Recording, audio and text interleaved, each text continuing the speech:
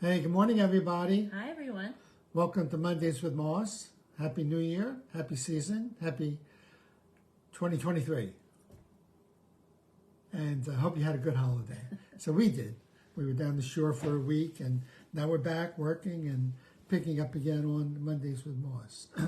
So we've been doing a series, as you know, or maybe don't know, called Anxiety Sucks, 10 Ways Human Beings Make Themselves Miserable. We've done a number of programs, episodes. I don't know if I remember all of them. Some of which we did together. Some of which I did by myself. I think the first one was taking things personally, complaining and blaming, comparing yourself to others, ruminating. I think we may have done holding on to past regrets and resentments. I think we did. Okay, so those are good. So we're not going to explain those again, but those are available on YouTube under Moss Allen Jackson, I think. I'll look them up. And by the way, if you like what we're doing, hit like. That helps a lot. And it's nice to get that little surge of dopamine when we say, ooh, they like it. All right, so today, you know what we're talking about? Perfectionism. This might be one of the most dreadful ways in which human beings make themselves miserable. By the way, I want to ask you a question. Oh. You don't seem the way you used to be. I don't seem the way I used to be. There was a time. Yeah. I had the feeling you were working really, really hard to be perfect or better than. Do you remember that time? I remember that time. Yeah. Yeah, I used to be quite perfectionistic.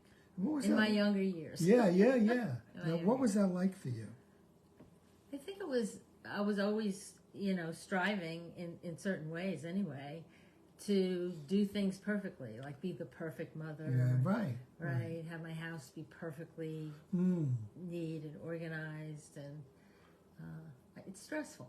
I'm sure a lot of people could relate to that, like trying to be the perfect spouse, the perfect parent, the perfect worker, the perfect housekeeper, and all that. Yeah. So what allowed you to give that up? So you're just a normal person. I think I grew up. It's like I matured. Okay, yeah. And I realized, often it's better to get things done or do things than it is to struggle with getting them perfect. Yeah. Which you can't do anyway. Right. Human beings aren't perfect. I think it took me a long time to realize that wasn't. So in a way, perfectionism is a myth. Well, perfectionism isn't a myth. Because that's the enactment of trying to be perfect. Okay. But the idea that one can be perfect, I think, is a myth. Yeah. I mean, I haven't thought about it that way, but I think it's incorrect. I mean, once in a while you can do something perfectly. Yes, right. But to hold yourself to that standard. Yeah, like when I got the highest grade in my medieval art class in college, that really felt good. Well, it's nice to be acknowledged or validated for what you do or, how you do something. That's not the same as being perfect, though. No, it isn't, is it? I think. No. So what's the difference between being perfect and doing something perfectly? I think you can have an achievement. You can do something really well. Yeah, maybe you even do it better than everybody else in your medieval art class. Maybe you did it better. Right? But I think to do something perfectly, I don't know if that's achievable. Yeah. And even if it is it desirable to strive for that? Maybe it's not desirable to hold yourself to that standard. Like, that's how I'm supposed to be. Well, sure, if that's your only choice. If I can make certain things in my life where I really want to do something as perfectly as possible. Or as well as possible. As well as possible, given the high probability that I will fail at times to live up to that standard, and hopefully I can forgive myself and get on with it. Sounds good. Yeah, okay. So I found a definition of perfectionism. Oh, you did? According to you're holding out on Wikipedia. I see, I didn't know you had So that. I'm going to read it to you. Read it. Hi, Suzanne. Good to see you. What is perfectionism? According to Wikipedia, perfectionism in the field of psychology, there is a right personality style characterized by a person's concern for striving for flawlessness, no imperfection, accompanied by critical self-evaluations and concerns regarding others. It's an excessive concern about making mistakes, having unreasonably high standards, undue concerns about precision, and doubts about one's own actions. It's like living life as an endless report card on one's accomplishments or block. When controlled, they can lead to success and overcoming obstacles. At a pathological level, though, there's more focus on avoiding failure and harsh judgment from self and others. That's where it comes into causing anxiety. Yeah, right? yeah, right. Right. So if you're striving to do the best job you can, Right. that's a positive. Right. I think. Yeah, like, you know this about me. I've done a few recitals in my day on piano. Yeah. I've never done a piano well, much less perfect. Every piece I've ever played, I've messed up on. But I usually say to the audience, by the way, I'm going to play a piece of music by Mozart. He didn't put these notes in. I've taken the liberty of putting some notes in. I hope you enjoyed the piece.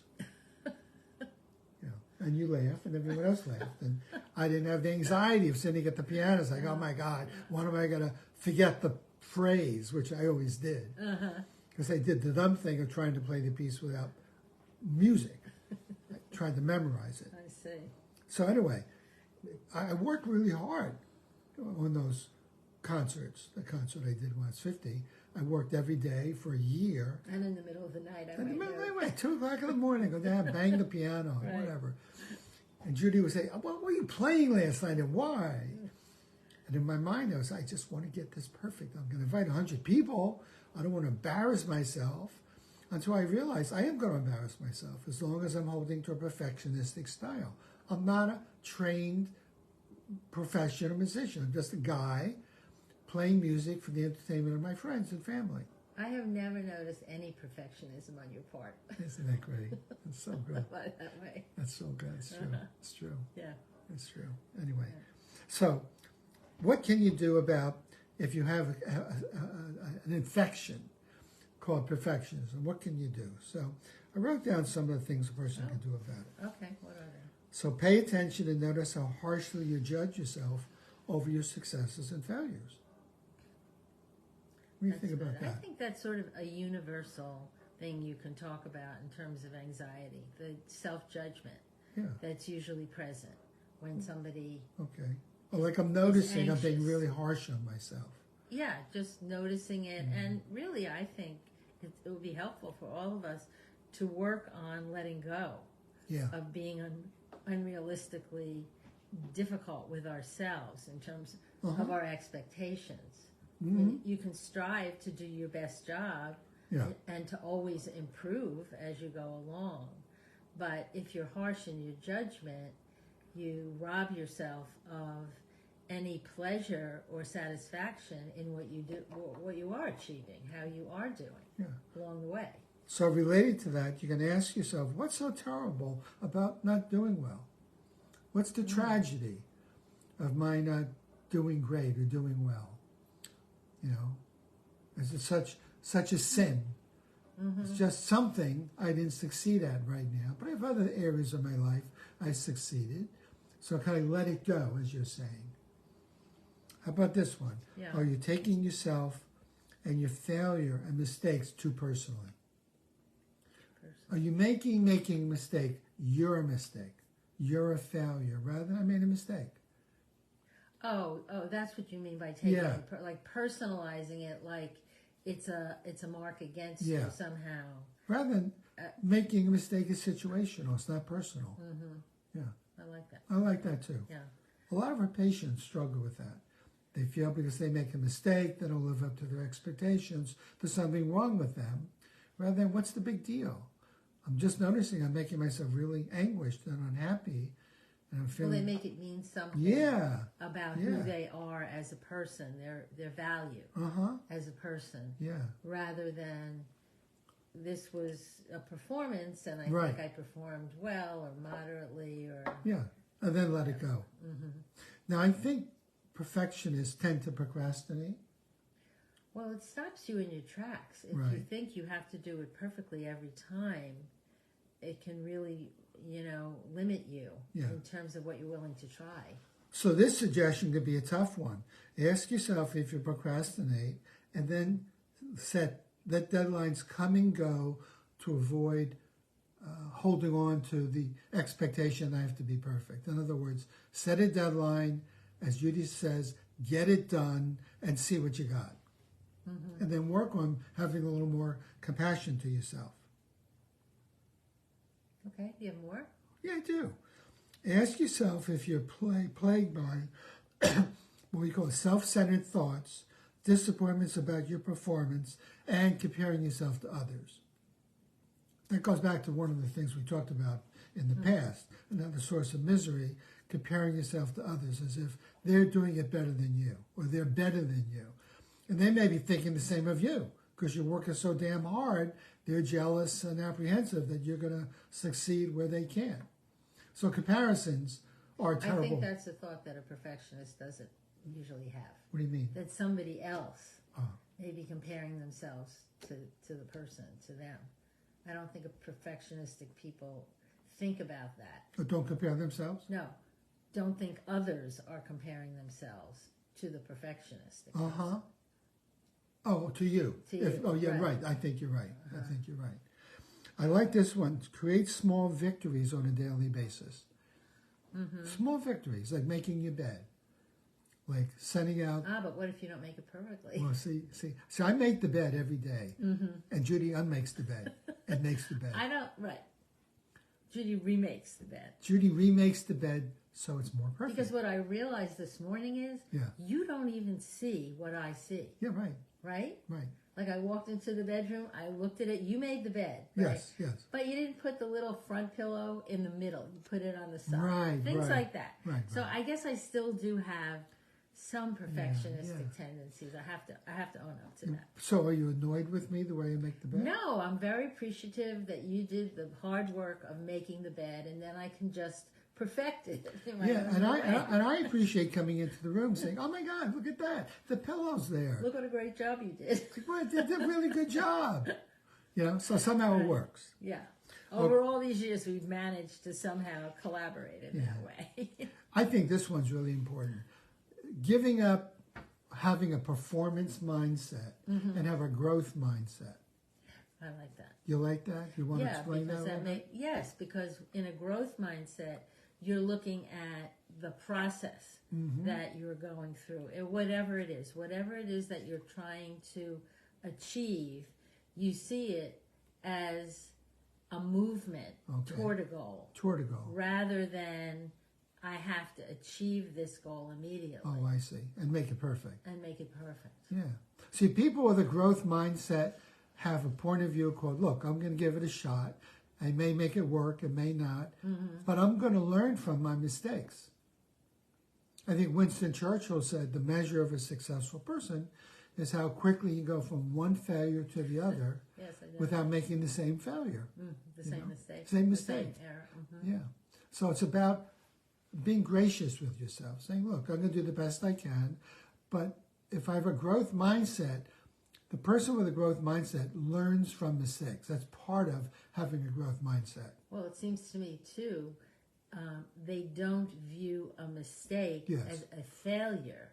Yeah. They view it as a step along the way toward whatever they're trying to achieve or accomplish. Yeah, I agree with you. That's it. Right, so it's useful information. Yeah. So growth mindset is really crucial. I think in our therapy and coaching, we often help people identify that they have a performance mindset. They have to be perfect. Perfect mothers, perfect fathers, perfect workers, have to make a certain amount of money.